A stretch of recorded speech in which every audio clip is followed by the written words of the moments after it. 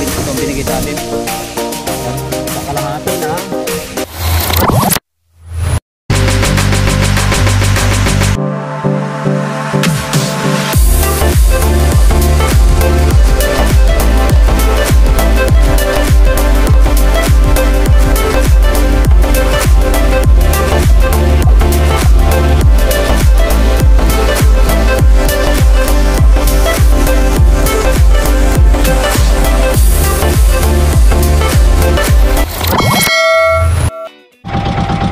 Good morning mga ka-brother, nandito tayo ngayon sa laot. Pinahulugan natin yung buya natin. May silong. Kaya pahulong mga ka-brother.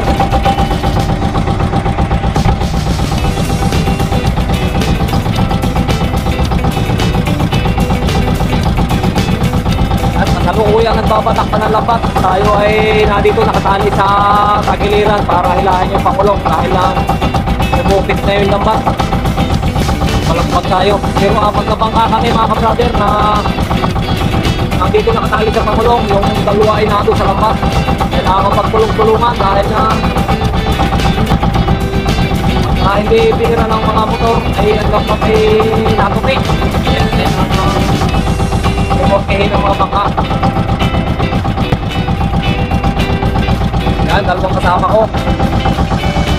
Brother Exo na si Rumi. Yan, nasa lambat naman si Rene at saka si Clarice na service ng Pangulong. Matagal na itong nahulugan, mga mahigit na isang buwan bago uli na ulit.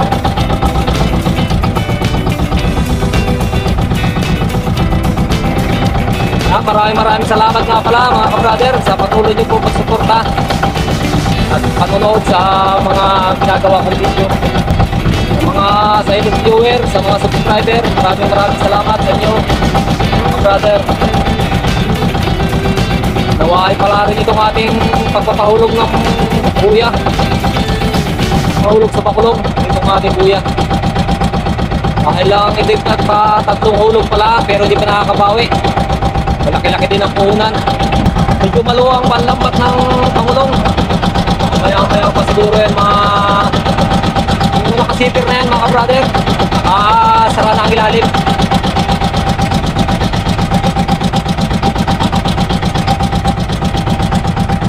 Abang-abangan natin mamaya kung magandang huli yung payaw. Hindi na natin nakuha ng video yung paghuhulog ng pangulong kasi madilim pa. Hindi na rin makikita yung sitwasyon ng paghuhulog dahil lang madilim, walang ilaw, kaya hindi ko na binidyoan, kaya dito na lang tayo ng video sa pagbabatak ng lakbat. Tapos tayo ay tumulong, kailangan tulungan natin mga brother. Salukuya nagbabatak kaya salukuya nagbabatak pa ng lakbat nagpangulong.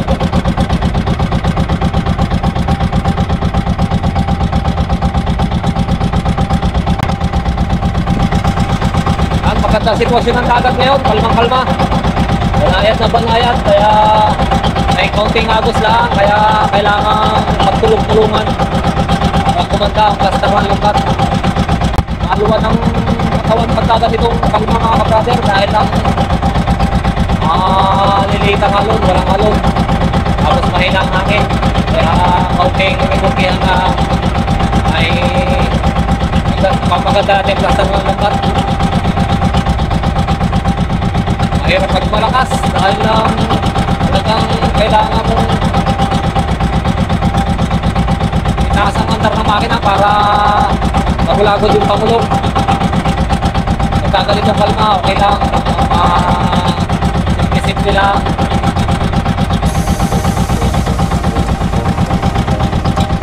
At nakakulang pang binibira nila yung lambat. Tapos na magbabatak ng lambat.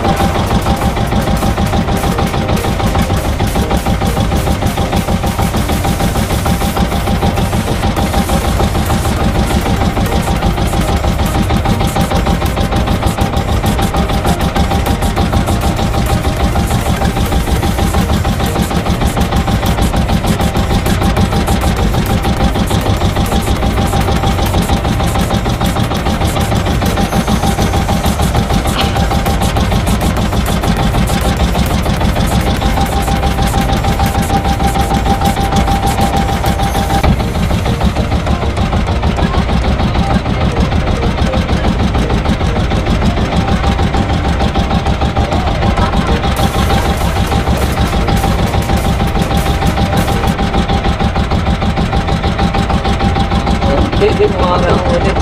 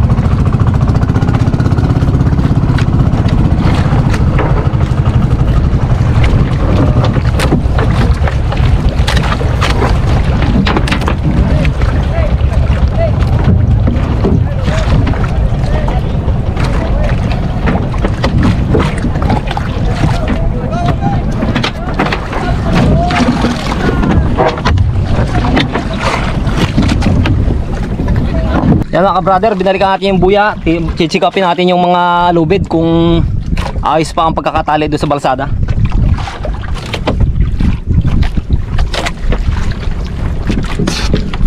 Yung payaw natin mga ka-brother na pinahulugan.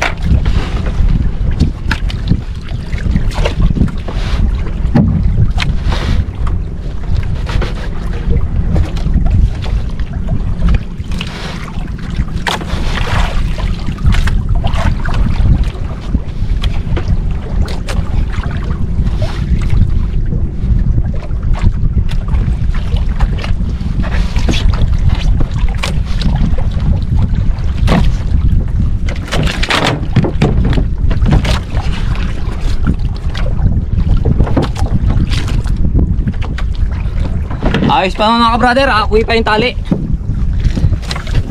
Dahil kung hindi yan bibisitahin mga ka-brother, pagka minsan ay may lagot na palang lubid, ay hindi na mamalayan dahil lang saka lang pupuntahan pag yung hinuhulugan. Kaya kailangan check upin din natin bago umalis.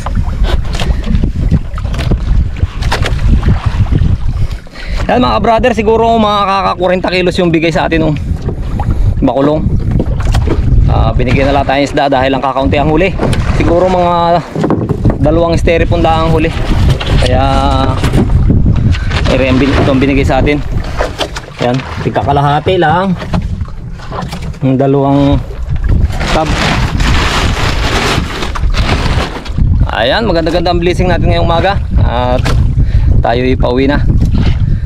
Medyo malayo-layo pa ito mga brother. Ito nasa 13 to 14 miles hanggang doon sa ating home port. Bumalik lang tayo dito sa spot ng Payaw para check upin natin yung lubid. Okay naman. Kaya pauwi na tayo. Pauwi na ako. Pauwi tayo mga brother.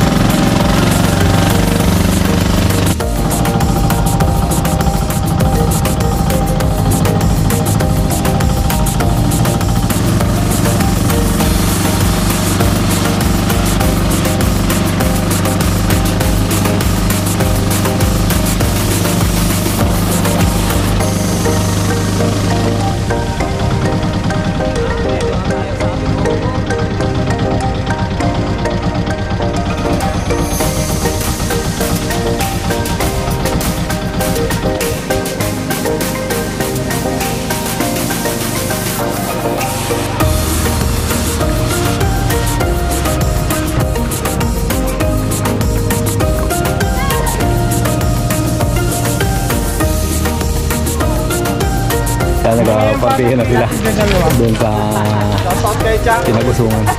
Daming umusong. Mabulit ba may tingnan sa Ay, asi halika. Dodoy. Dodoy. Huwag mo na nang itagdot. Agilit-gilitin yan. Ay, doon sa malalaki wari, si Chang hindi nakasama at may tulingan na si Chang. ikaw eh. Si Chang oh. Sa mga Lumakuha dyan sa iyo. Agilitin lang doon. Oh, layo. Tapos pa natin. Abahan na Kusen. Sige.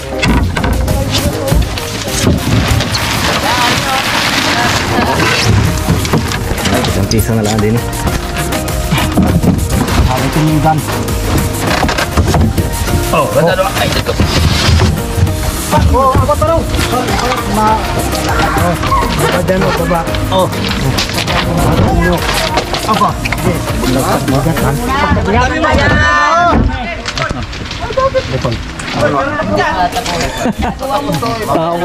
Matapang yung Coast Guard na yun ah.